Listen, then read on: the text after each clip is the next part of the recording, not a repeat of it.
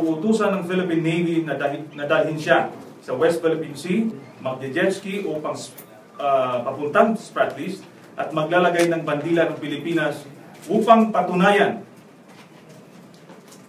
na ang mga nasabing teritoryo ay pagmamayari ng Pilipinas. Isang matapang na leader na kayang ipagtanggol ang bansa at may umaapaw na pagmamahal sa bayan na nakita ng publiko sa katauhan ni Pangulong Duterte sa mga panahong iyon. Sa kasamaang palad, marami ang nabola at napaniwala sa posisyon ng Pangulo sa isyong ito. Kitang-kita naman po natin na salungat at ibang-iba na ang ipinangako niya noong kampanya ang posisyon ng Pangulo ngayon, makaraan ang eleksyon at matapos na siyang maluklok sa pwesto. The President instead has taken a defeatist stance and openly signaled China to go ahead with whatever it intends to do in the West Philippine Sea.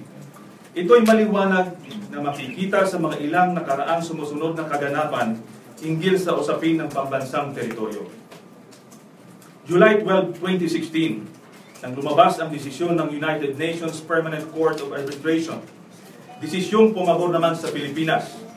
Isinentabi lamang ng Pangulo ang panalong may malakisan ng bentahe sa ating panig. Sa halip na patuloy na igiit ang ating karapatan sa mga nasabing teritoryo, pinili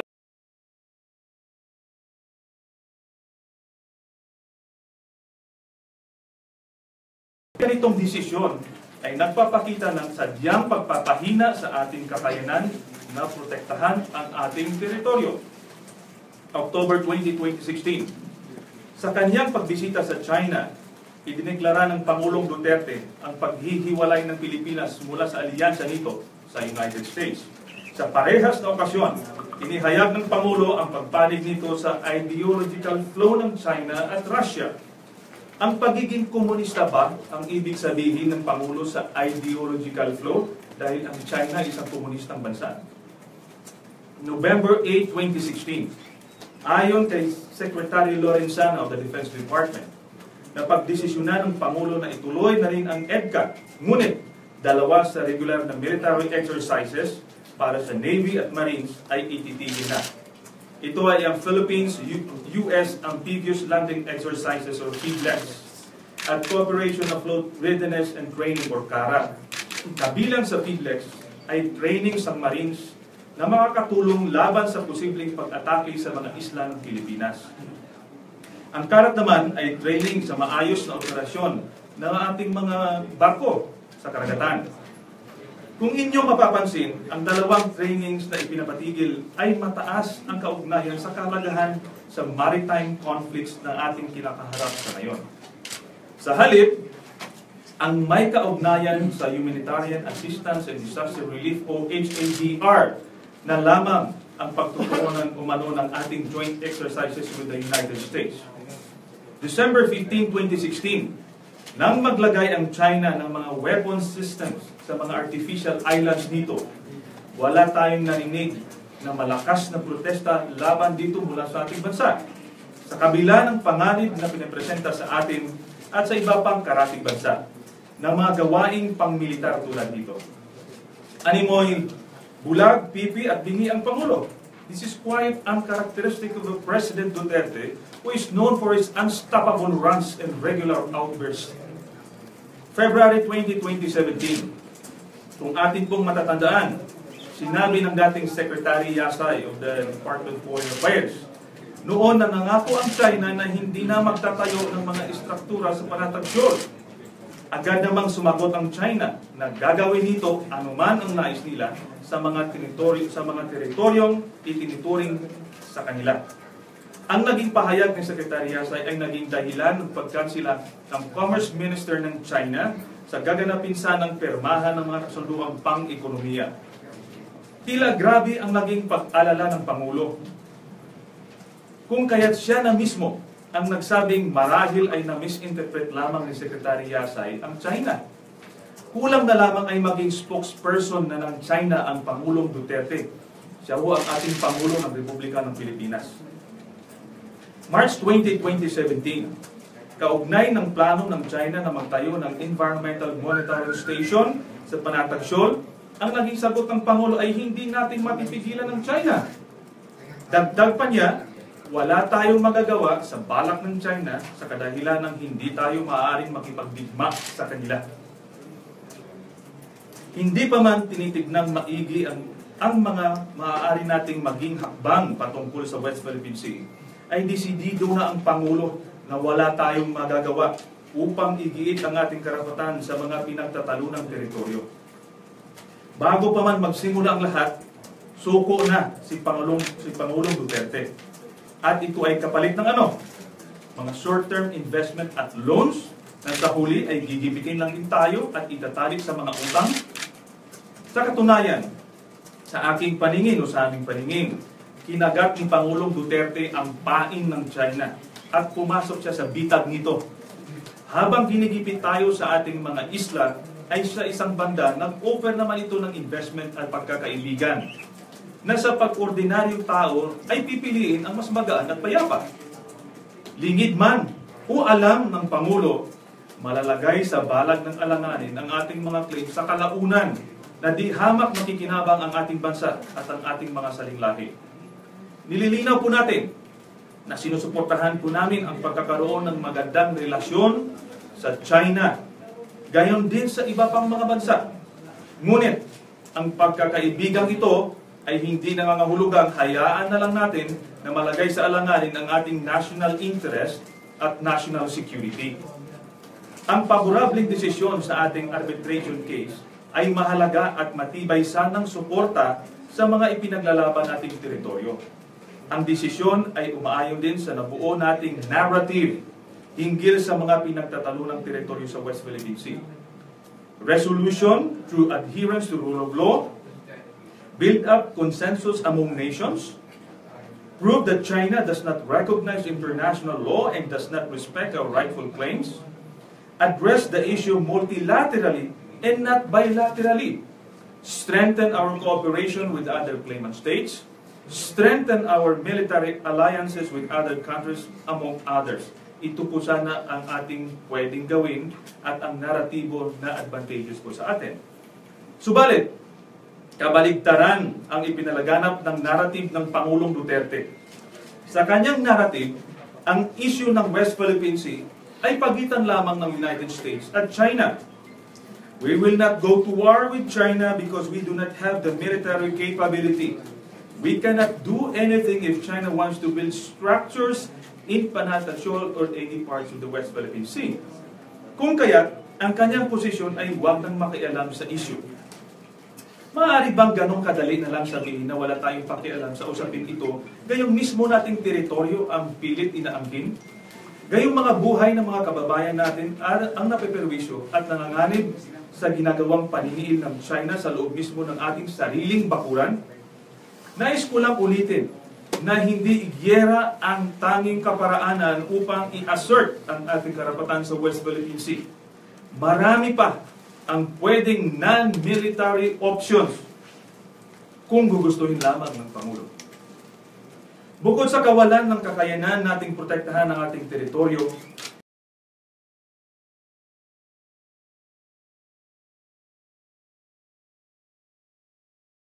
trade relations sa China, maraming alternatibong markets na maaari nating lapitan.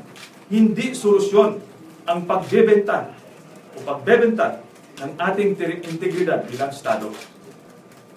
Kung tutuusin, higit na mas malaki pa ang balik sa atin kung ating maprotektahan ang mga nasabing teritoryo.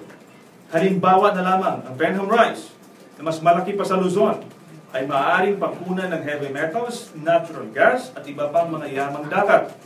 Ang Panatag Shoal naman ay sagana din sa yamang dagat, natural gas, minerals at oil deposits.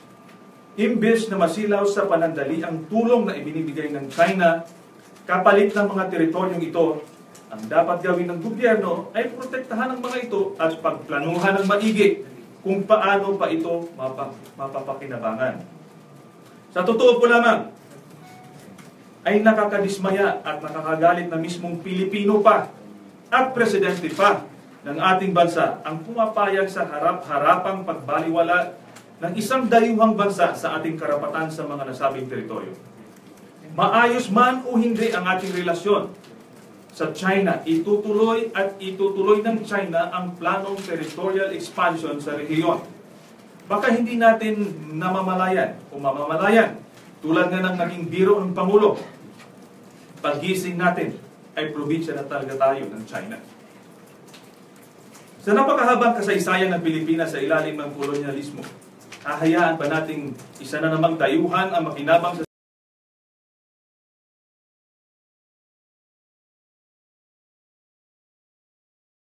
China bago pa ang eleksyon noong 2016?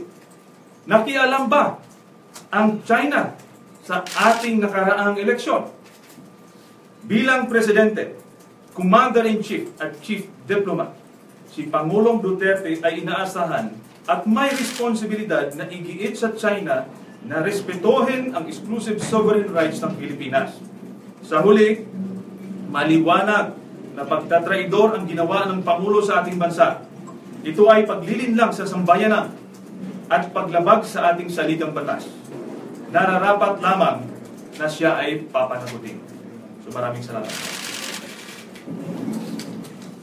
Kunin niyo pong mamarapatin.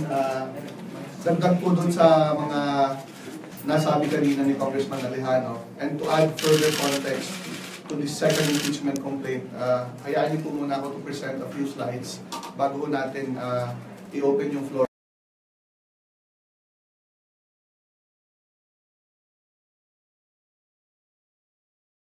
Scarborough Shoal and in Benham Rice.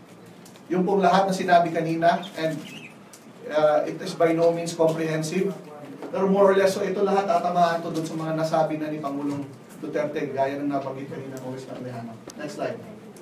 Now, ano po ba ang concept ng maritime security? Ito po ay subset, ito po ay maliit na portion lamang ng tinatawag nating national security. And as defined, it is the protection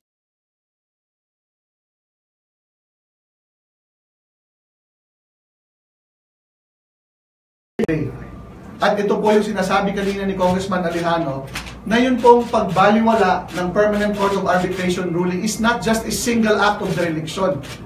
Marami hong binitawan na advantages ang ating Pangulo. Isa-isahin natin. Historic rights and the 9-line claim.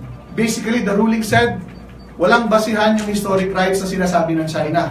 Pangalawa, wala ho siyang basihan para magkaroon ng 9-line na umaangkin sa 90% ng South China Sea. We should have reiterated that as a basis and as an anchor moving forward in our discussions. Pero wala, sinantabi nga yan. Next. Yan po.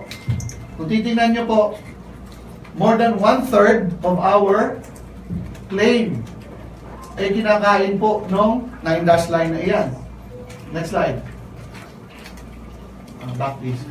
Yun, sa status of features. Sinabi po doon na merong violation ng China dahil kanyang minodify yung mga isla doon through land reclamation and construction. Yun pong paglalagay niya ng mga tauhan hindi sapat para po sabihin na meron siyang continuous control. Pangatlo, balik po, balik.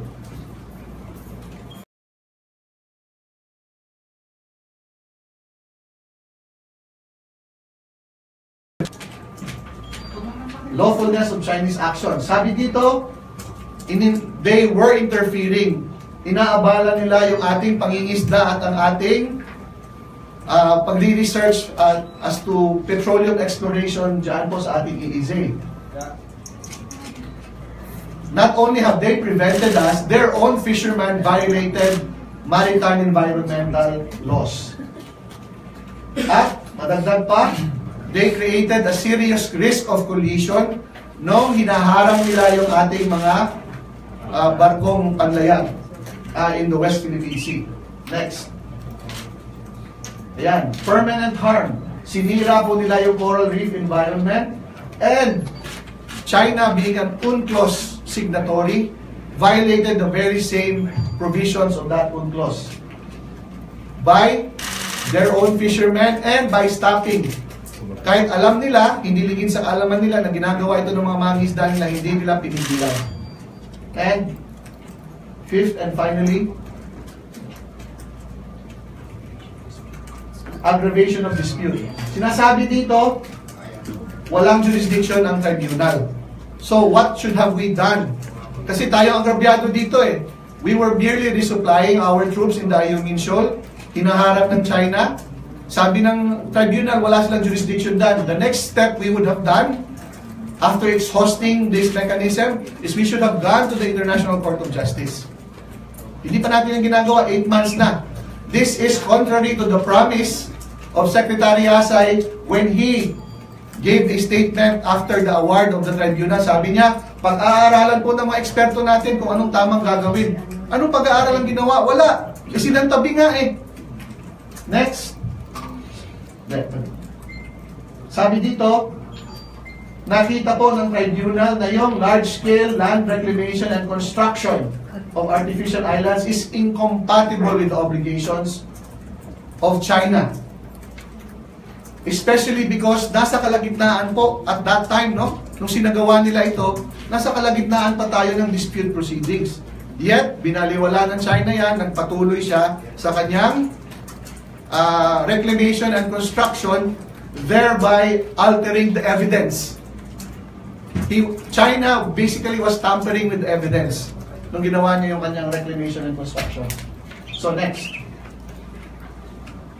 Ito po yung suma ng mga puntos natin na kanina ni Sir Gary at yung ating po binabanggit ngayon. Una, ito pong mga binitawan ng Pangulo ng kanyang administrasyon tends to undermine the system of security alliances between the United States and other Asian nations.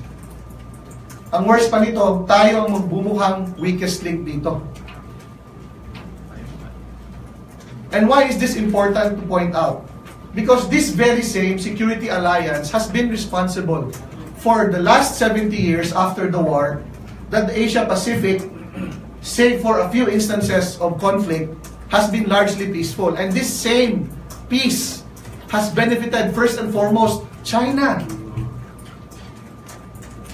Yet it is now seeking to undermine that peace and that system of alliances. Next. Pangalawa, no? Itong lack of coherence at the very least. Or at the most nga, ito ay subservience. This imperils our continuing maritime interest in the West Philippine Sea. In terms of marine life, yung pangingisda natin, petroleum and natural gas, freedom of navigation and overflight. Antayin nyo po pag nag-declare ng Air Defense Identification Zone ang China. Tingnan natin kung makapaglayag pa tayo dyan at kung makakalipad pa yung aeroplano natin dyan sa South China Sea. Itong so-called pivot to China na ito, na sana proof nung sinasabi ni Pangulong Duterte ng independent foreign policy, ang nangyari ho nito, Finlandization eh. Ano ibig sabihin nito? Yes, we continue to be a democratic country, pero yung ating foreign policy initiative ay nakasumamo na ho, nakasubsume na doon sa kagustuhan ng China. Eh kung dinidictate ho ng ating foreign policy ay dapat makipagkaibigan tayo, especially with our strongest allies, eh hindi na ho ganyan ngayon. Third, by not challenging China's militarization and de facto control of the South China Sea, tayo po'y nahaharap na maging spectator lamang habang nilalata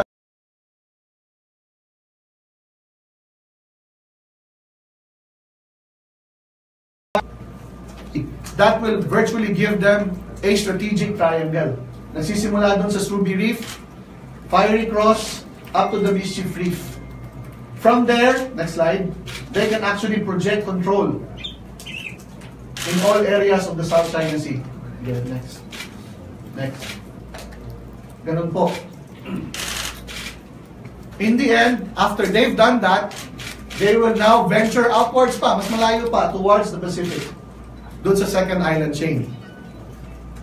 What this means is, kontrolado na nila yung South China Sea, di na tayo makagalaw doon sa ating western side. Pag nag-venture outward pa siya, and tingin ko, related po dyan yung development sa Benham Rise. Magkakaroon siya ng second island chain, sandwich na tayo. Paano pa tayo makakagalaw?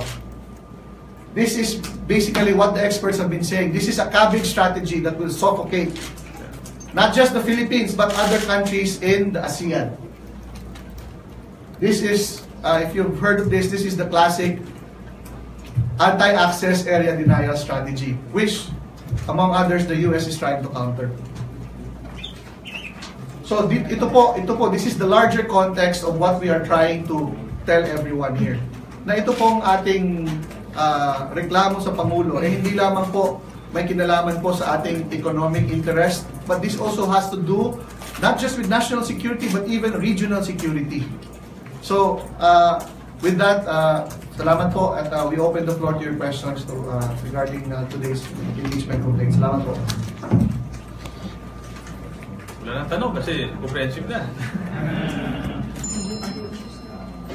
Okay. Sir, sa tingin niyo po ba itong nangyayari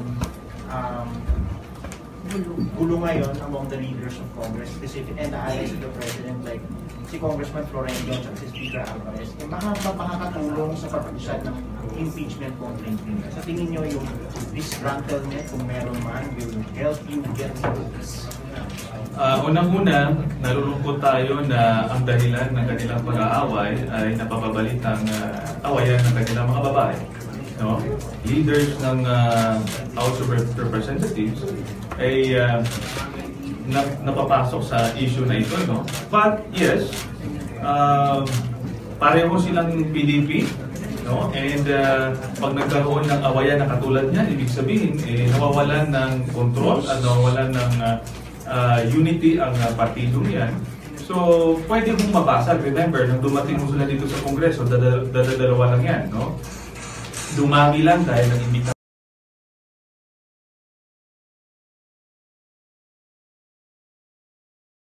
How is this going to impact his capacity to defend the President from an impeachment?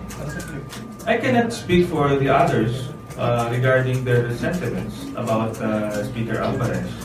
Pero sa akin po, akin pananaw ko lang ito, the way they lead these members of Congress, sabi ko nga, may bruskuhan, may pilitan, may takutan na hindi naman nangyayari ng nakaraang mga Congress.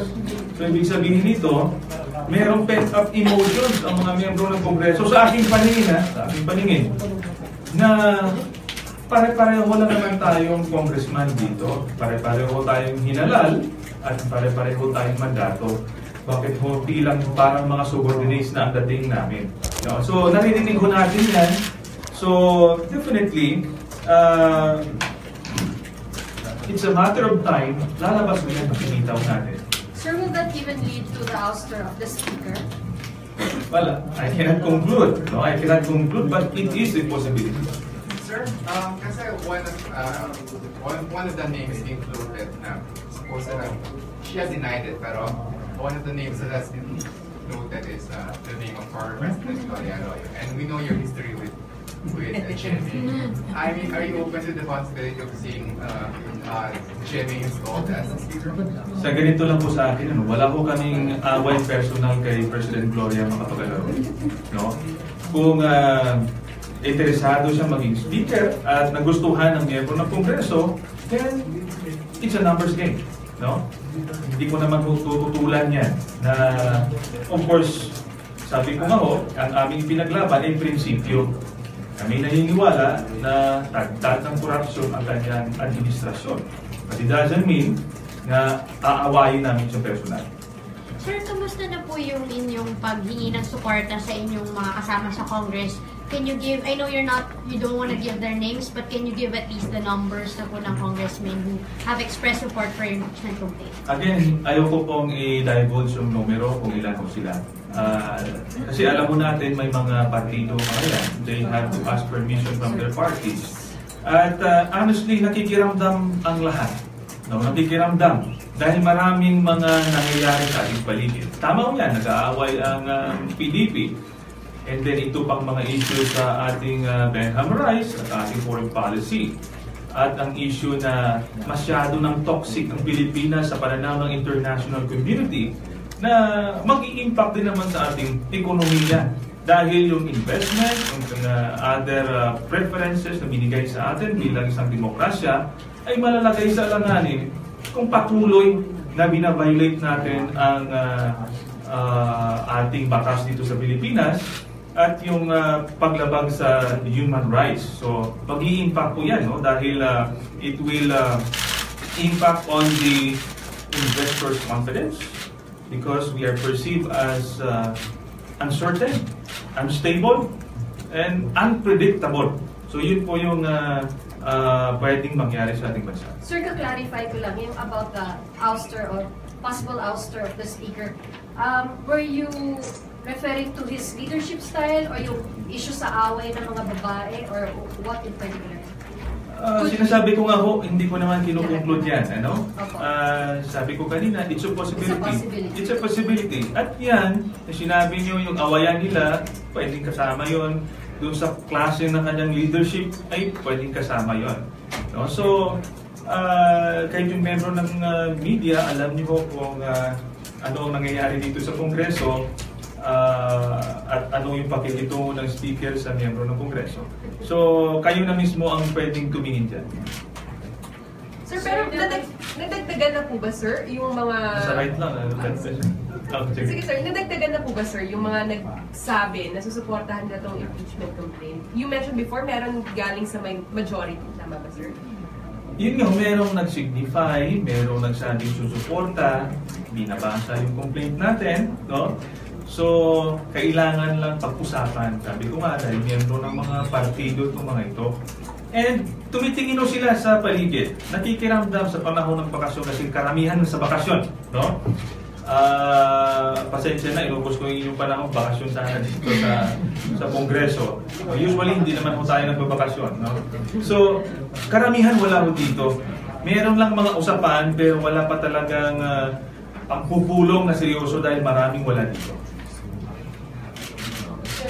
The Vice President said this week that she won't support the impeachment complaint that will file against the President because it will be unethical since she stands as the beneficiary if this proves successful. So, is that okay with you?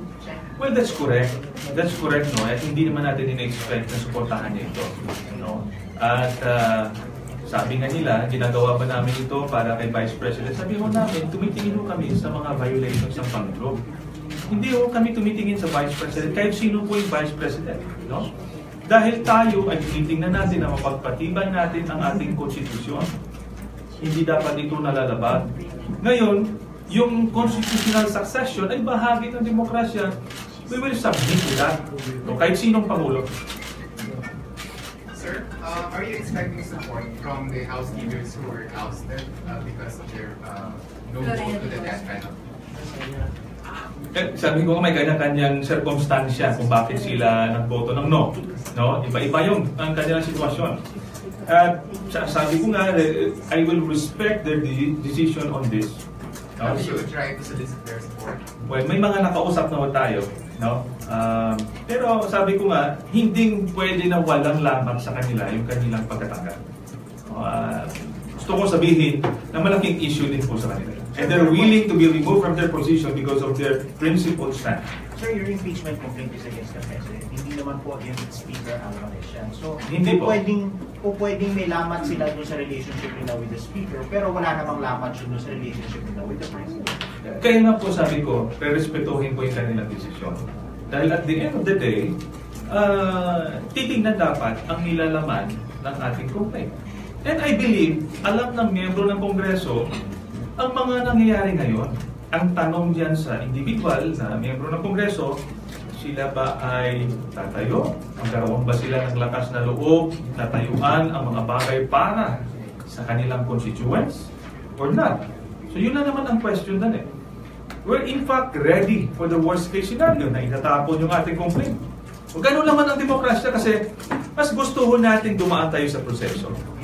Kung nagdesisyon, ang karamihan na ayaw, respetuhin ho natin yan. No? Hindi ho tayong katulad ng sinasabi ng aking mga kasamahan na iba, na pag hindi ho namin nakuha ang gusto namin, maglulupasay kami maghanap ng ibang paraan.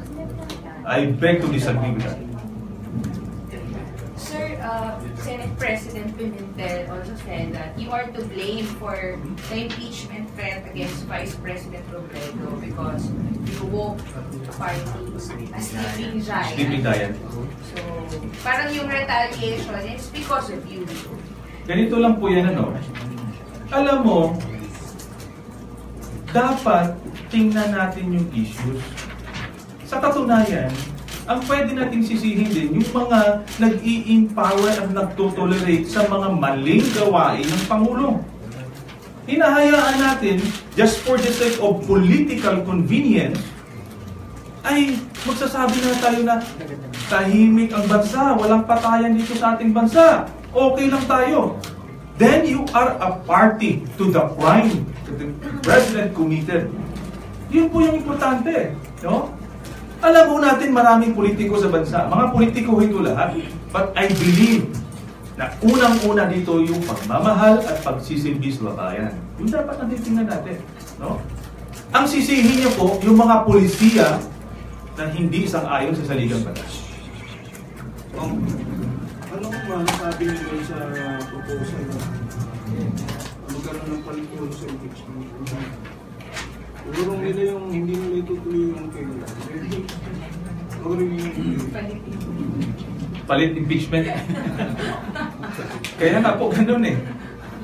Ang kanila, just for the sake, political play, babawiin mo, hindi na kami mag-file ng impeachment. So, purely talaga politika ang naglalaro. Saan ang taong bayan dito?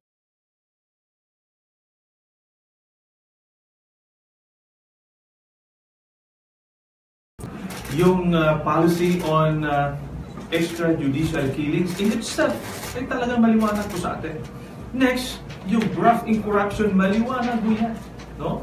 Na may takong yaman ang Pangulo at hindi niya dinideklara sa kanyang salin. Ito naman ho yung foreign policy ay talagang may impact long term sa ating bansa. No? Yung paglilinlang sa atin, sa taong bayan. Remember, sinasabi ng mga kabinete ng Pangulo na may karapatan ng Pangulo, may authority naman siya magbigay ng permission sa China na magkaroon ng survey sa Benham Rice. Ganito, kaya nga demokrasya ho tayo. There should be transparency sa opisina. Dapat nakalagay yan in a document form, konkreto, para may basihan. Pag meron na politiko man, especially presidente, na sekretong mga arrangement na hindi natin alam, malaking problema yan. Una-una, merong history ang China. Do you still remember NBN-CTA deal? No? Walang pakialam ng China kung magbabayad sa mga politiko, masisira ang environment, whether merong economic impact ng mga proyekto, importante, magawa yung proyekto. No? So yan dapat ang ingatan natin. Kung